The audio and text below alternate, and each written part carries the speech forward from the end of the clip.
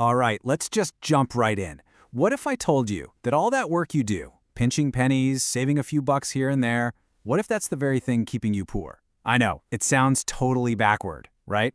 But stick with me, because today we're going to break down the whole psychology of being cheap and show you how a tiny shift in your thinking could literally change your entire financial future.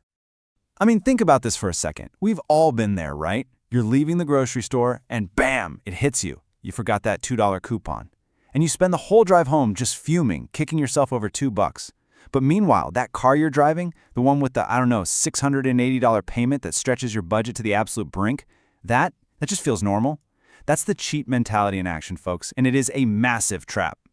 Yeah, this is what I call the penny-wise trap. It's that feeling you get when you think you're making a super smart money move, but when you really look at it, oh boy, it's actually a huge miscalculation. Let me give you a perfect real-world example of exactly how this works. Okay, picture this. You're driving, you see a gas station across town, and it's 10 cents cheaper per gallon. Your tank holds, say, 15 gallons. So you think, hey, I'll just drive 15 minutes over there and cash in. You do the quick math in your head, boom, you just saved $1.50. You feel good, right? Like you just outsmarted the system. A little win for the day. But did you really save anything? See, this is where the cheap mindset just stops. It chalks up the win and moves on. But the wealthy mindset, it's just getting warmed up. Let's actually do the real math here. Okay, now look at this. This is where it gets crazy. You've saved your $1.50. Great. But that 30-minute round trip? Well, it burned about a gallon of gas, so that's minus $3.79. But here's the kicker, your time. What is your time worth? Even if you value it at a modest $25 an hour, that half hour you spend driving just cost you $12.50. So when you add it all up, you didn't save $1.50. You actually lost almost $15, all for the feeling of being smart with your money. So if the math is so obviously bad, why do we do it? Well, it's because this isn't really a math problem. It's a psychology problem.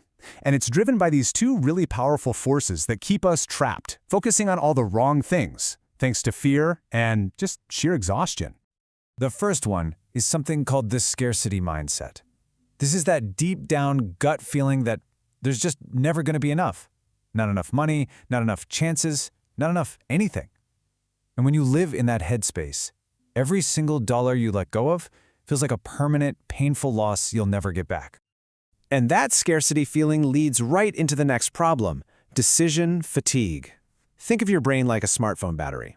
You only have so much charge for the day, and when you waste all that precious battery life on tiny, meaningless choices, you've got absolutely nothing left in the tank for the big stuff, the decisions that actually moved a needle in your life.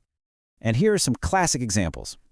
Standing in the aisle, calculating the price per ounce on pasta sauce, agonizing over whether to get the generic trash bags to save 50 cents. Debating a $5 coffee for 10 minutes straight. By the time you get home, your brain is just fried. You're too tired to even think about asking for that raise or finally starting that side hustle. The things that could actually change your entire financial picture. You're burning all your energy on the small stuff, and the big stuff, it just gets ignored. So, what's the way out? Well, it's a huge shift in perspective. It's about switching from playing defense, just trying to protect what you have, to playing offense. You stop focusing on cost and start focusing on value and return on investment. Let's put these two mindsets side by side. The cheap mindset always asks, how much does it cost? It sees money as this scoreboard you have to protect. The wealthy mindset asks a totally different question. What's the ROI here? It sees money as a tool to get a result. Okay, perfect example, a $50 networking event. The cheap mindset just sees a $50 hole in their pocket, a loss. The wealthy mindset, they see a potential $50,000 opportunity if they meet just one right person. See? Same event, completely different game. And once you make that shift, everything changes. You start reframing your purchases. They're not just expenses you have to cut down. They become strategic investments in your time, in your health, and in your ability to earn more.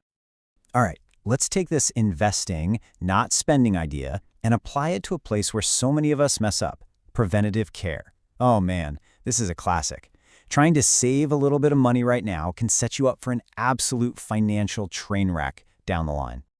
Okay, check this out. Year one, you skip a simple $150 dental cleaning because, hey, you're saving money. Fast forward to year three, that tiny problem you ignored, it's now a $1,500 root canal. But maybe you put that off too.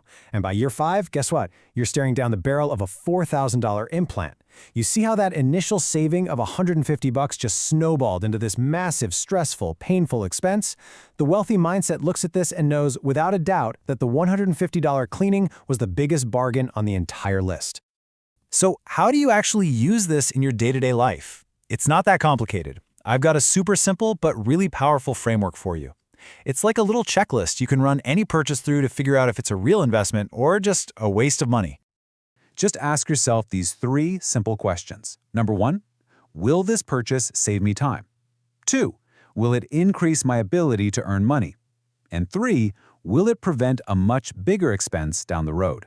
If the answer to any of those is yes, well then it's not really an expense, is it? It's an investment. That online course to learn a new skill? Investment. That reliable tool that saves you hours of work? Total investment. And that dental cleaning? You better believe that's a critical investment. When you really boil it all down, what we're talking about here is more than just money tips. It's a fundamental shift in who you are. It's about moving from a life run by scarcity to a life guided by strategy. It's deciding, once and for all, to stop playing defense with your money and to finally start playing offense. And this right here, this is the single most important idea to take away from all of this. You simply cannot shrink your way to wealth. You can only grow your way there. Think about it. There is a hard limit, a ceiling, on how much you can save. You can only cut so much. But your potential to earn? Man, that is absolutely unlimited. The real game isn't about saving $5 on a coffee. It's about building the skills and systems that can generate thousands more. So I'll leave you with this one last question to think about. Take a hard look at your own habits. Are you still playing defense, sweating over the pennies? Or are you ready to switch to offense and start playing the game with a real strategy? The choice, as always, is yours.